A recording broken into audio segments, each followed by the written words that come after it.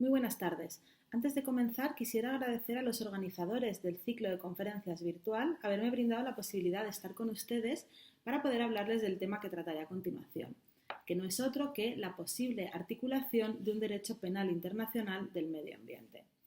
Esta materia no es un tema novedoso, sino que lleva discutiéndose desde los años 70, pero lo importante, y de ahí mi finalidad con esta charla, es que la discusión siga sobre la mesa para que en un futuro quizá podamos ver esta reforma convertida en realidad. Por ello mi idea no es otra que lanzar algunas ideas y cuestiones al respecto. La idea de la que voy a partir es que desde el punto de vista de los derechos humanos debe como mínimo examinarse la posibilidad de que el derecho penal internacional deba intervenir para castigar los crímenes más graves contra el medio ambiente. Y ello lo voy a fundamentar a partir de tres premisas. La primera de ellas, que la función del derecho penal internacional no es otra que combatir las agresiones más graves contra los derechos humanos y luchar contra la impunidad. Y así es precisamente como se define en el preámbulo del Estatuto de Roma de la Corte Penal Internacional. La segunda premisa es la relación existente entre medio ambiente y derechos humanos. Es indudable a día de hoy la incidencia que las condiciones ambientales tienen sobre los derechos humanos, así como también es indudable que la propia existencia de la humanidad depende del medio ambiente, depende del planeta y depende de estas condiciones que sean favorables.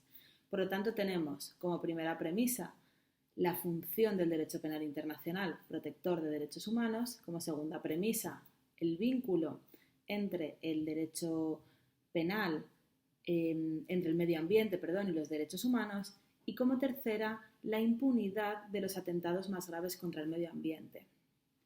Si bien decía hace un momento que una de las funciones del derecho penal internacional es luchar contra la impunidad, es indudable que esa misma impunidad también acompaña a los atentados más graves contra el medio ambiente. Esta impunidad puede tener diversas causas. En ocasiones son procesales, problemas de prueba, problemas de competencia. En otras ocasiones son de naturaleza sustantiva, problemas para determinar la ley aplicable. También aparecen intereses económicos o políticos de los estados, y, por supuesto, uno de los grandes problemas, que es sencillamente la insuficiencia de recursos económicos, materiales o personales para investigar y perseguir determinados delitos. Esta situación de impunidad de los atentados más graves se ha visto agravada o empeorada debido a la pandemia actual en que nos encontramos, a la pandemia mundial que estamos viviendo.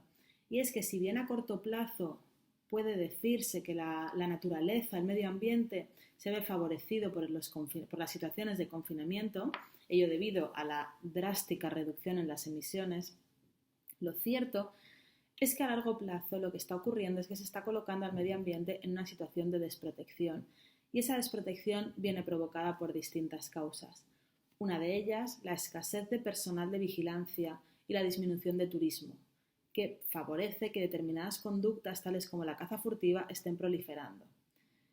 La otra condición que agrava o que coloca al medio ambiente, como digo, en una situación de desprotección, es el agravamiento de las situaciones de pobreza, que lo que van a llevar es que las personas tengan que buscar otros medios para obtener recursos para poder subsistir, y esos medios en muchas ocasiones van a pasar por nuevamente la caza ilegal, la pesca ilegal, la destrucción de espacios para la agricultura, etc.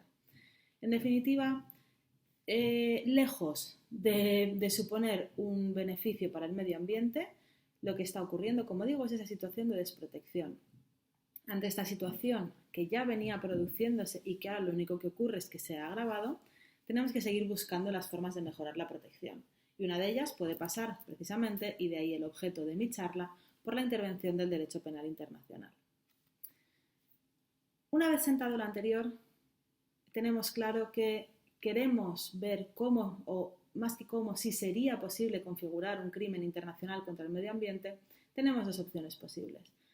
Las opciones mayoritarias, podríamos decir. La primera, crear un crimen autónomo, pero competencia de la Corte Penal Internacional, es decir, lo que sería el quinto crimen, competencia de la Corte, junto con los crímenes de lesa humanidad, genocidio, crímenes de guerra y crimen de agresión.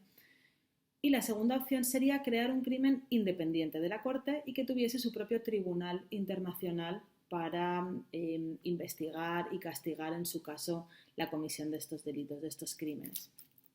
La propuesta o de las dos opciones, la que más acogida tiene entre la doctrina es la primera, es decir, crear un nuevo delito que habitualmente se ha venido a llamar ecocidio y que el ecocidio se integre en el Estatuto de Roma de la Corte Penal Internacional.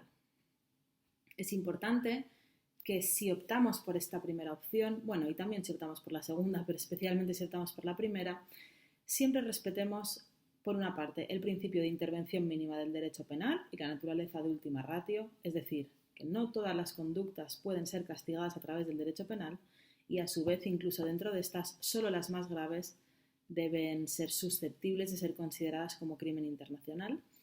Y, por otra parte, el carácter supletorio de la jurisdicción de la Corte Penal Internacional. Es decir, vamos a partir siempre de que si la conducta en cuestión es enjuiciada y las responsabilidades son depuradas en el Estado, en el territorio del Estado en el que se ha cometido el crimen, por lo tanto, en esta situación, la Corte Penal Internacional no intervendrá porque tiene ese carácter supletorio. Así que la Corte intervendrá cuando los mecanismos nacionales fallen. Hay que decir que la posibilidad de esta creación de un crimen internacional contra el medio ambiente dentro del Estatuto de Roma tampoco es novedosa, sino que ya en el borrador de Código de Crímenes contra la Humanidad, que fue el antecesor al Estatuto de Roma, tal y como lo conocemos ahora mismo, ya se incluyó un crimen internacional contra el medio ambiente. Si bien, debido a una falta de consenso, decidió extraerse del texto definitivo y, por lo tanto, el Estatuto de Roma quedó como lo conocemos a día de hoy, con los 4 crímenes que ya se han enumerado. Desde entonces ha habido numerosos intentos dirigidos a incorporar este ecocidio en el Estatuto de Roma, pero hasta la fecha no ha sido posible, no se ha alcanzado consenso y lo que tenemos es que el medio ambiente goza de cierta protección dentro del ámbito de los crímenes de guerra, que a continuación veremos. Por lo tanto, la situación, como digo, que tenemos ahora mismo es que el medio ambiente se encuentra protegido indirectamente o mencionado dentro de los convenios de Ginebra, del Protocolo primero, y en la Convención sobre la prohibición de utilizar técnicas de modificación ambiental con fines militares u otros fines hostiles, la Convención ENMOD de 1976.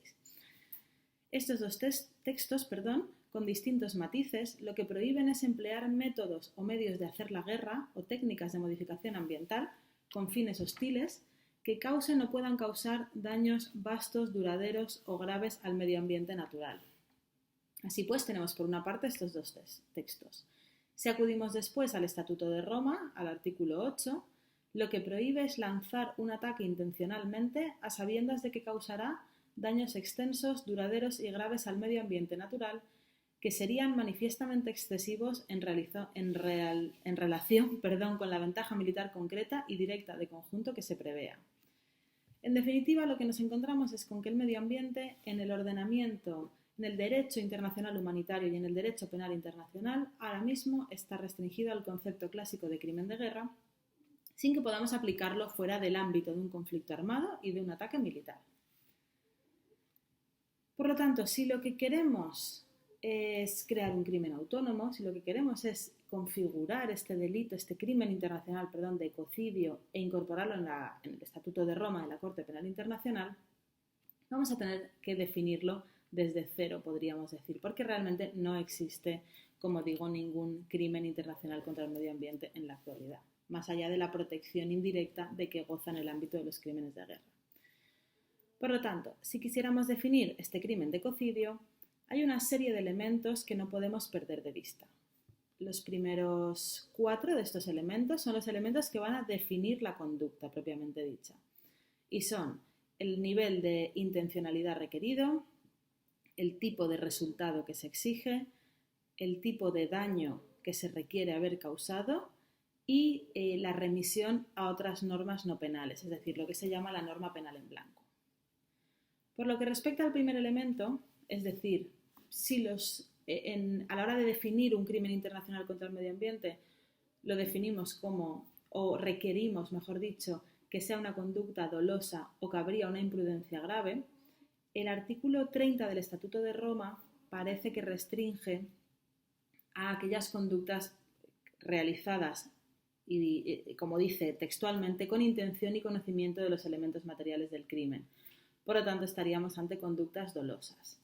Sin embargo, cierto es que muchas catástrofes ambientales son producidas como consecuencia de una imprudencia grave. Y es por ello que se considera o entendemos que se deberían tipificar también los daños severos al medio ambiente provocados por una actuación imprudente grave.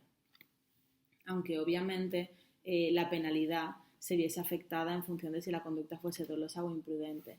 También es cierto que habría que modificar este artículo 30 del Estatuto de Roma en el sentido de añadir el inciso para el caso de los crímenes contra el medio ambiente. Bien, junto a este primer elemento, que es la intencionalidad requerida, pasaríamos al segundo elemento. ¿Qué tipo de resultado cabe exigir? Generalmente los delitos contra el medio ambiente son delitos de peligro. Esto implica que debemos anticiparnos a la producción del resultado lesivo, a la producción del daño. Sin embargo, en derecho penal internacional parece que la mayor parte de la doctrina lo que considera es que será necesario exigir que se haya producido un resultado de lesión, es decir, que efectivamente se haya causado un daño al medio ambiente, que además debe tratarse de un daño severo, de un daño duradero, etc. Por lo tanto, entiendo que la solución más adecuada en este punto, en el del tipo de resultado exigido, sería que efectivamente se tuviese que producir una lesión y que no bastase simplemente la puesta en riesgo.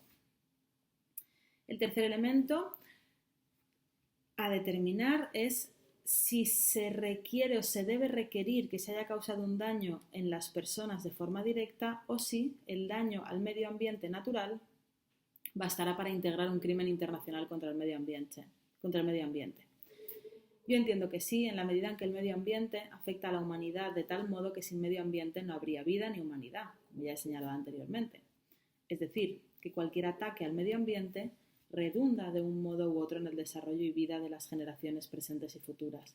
Por lo tanto, incluso aunque partamos de una visión antropocéntrica, según la cual el medio ambiente solamente merece ser protegido por su impacto sobre el ser humano, podremos justificar la intervención del derecho penal internacional en la medida en que todo daño natural provoca directa o indirectamente un daño en las personas.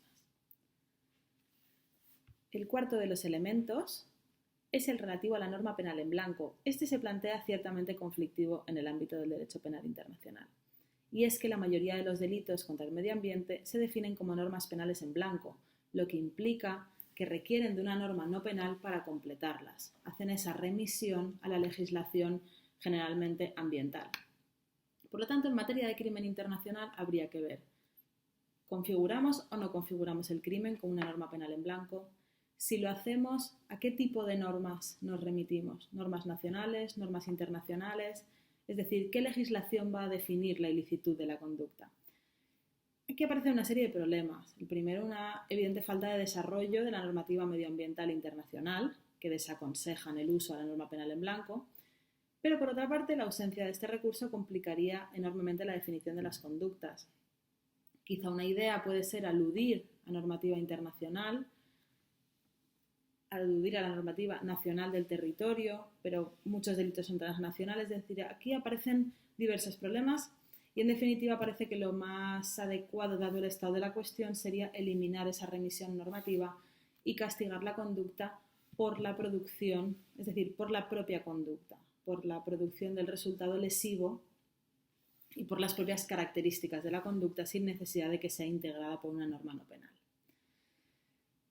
A partir de estos cuatro elementos que he señalado, es decir, la intencionalidad, el tipo de resultado, la norma penal en blanco y si cabe requerir daño en las personas o daño en los elementos naturales, a partir de estos cuatro elementos podríamos definir de forma aproximada, como siempre, lo que sería la conducta. Pero además, incluso una vez hayamos, en el hipotético caso de lograr alcanzar un consenso para definir esta conducta, aparecen otros dos elementos fundamentales para determinar. El primero de ellos es el régimen de responsabilidad. Aquí aparecen dos cuestiones. La primera, la relativa a la responsabilidad penal de las personas jurídicas. Una importante proporción de los crímenes contra el medio ambiente de naturaleza transnacional son provocados o, más que provocados, debidos a la actividad de empresas transnacionales. Es importante señalar esto porque actualmente en el Estatuto de Roma de la Corte Penal Internacional no se contempla la responsabilidad penal de las personas jurídicas, y esto es debido a que no pudo haber acuerdo en el momento en el que se estaba redactando el Estatuto de Roma, dado que no en todos los estados existe la responsabilidad penal de las personas jurídicas. Por lo tanto, eso sería un escollo que habría que salvar y sobre el que debería tratar de haber un cierto consenso para ver cómo se podría integrar. El segundo punto es la responsabilidad estatal. Actualmente el Estatuto de Roma recoge una responsabilidad de naturaleza individual, personal, pero también cabría ver si en materia medioambiental hay una cierta responsabilidad del Estado, igual que ocurriría en el resto de crímenes internacionales, y esto sí que es cierto que aquí no se diferenciaría mucho, es esa responsabilidad de Estado por infringir el deber de proteger a sus ciudadanos, de proteger a las personas, de proteger los derechos humanos. Es decir, cómo podríamos, si tendría cabida esta responsabilidad dentro del el derecho penal internacional conforme está actualmente definido, que a priori la respuesta debería ser negativa, tanto para la responsabilidad penal de las personas jurídicas como para la responsabilidad del Estado. Pero creo que es importante hacer una mención y dejarlo hacer constar que aparecen estos dos tipos de responsabilidades tan importantes en la materia medioambiental. Y por último, sería también muy relevante tratar de definir un régimen de reparación del daño natural causado como consecuencia del crimen. Es decir, con independencia de la reparación del daño personal, ver cómo podríamos establecer un régimen o un sistema mediante el cual la Corte Penal Internacional, cuando tenga conocimiento de estos crímenes, pueda ordenar en la sentencia cómo se va a proceder a la reparación del daño natural causado. Esto también creo que es otro de los aspectos que es necesario tener en cuenta. Por lo tanto, a partir de las ideas que hemos podido ver, lo que se desprende es que no es fácil, es complicado, es discutible y hay muchos aspectos que valorar a la hora de configurar un crimen internacional contra el medio ambiente, es decir, a la hora de permitir que el derecho penal internacional intervenga para la protección del medio ambiente. No obstante, sin ánimo de terminar de una forma pesimista, lo importante, como ya he comentado al inicio, es que la discusión no cese y que en todo caso sigamos siempre aspirando a cualquier mejora en los mecanismos de protección del medio ambiente. Muchas gracias por su atención.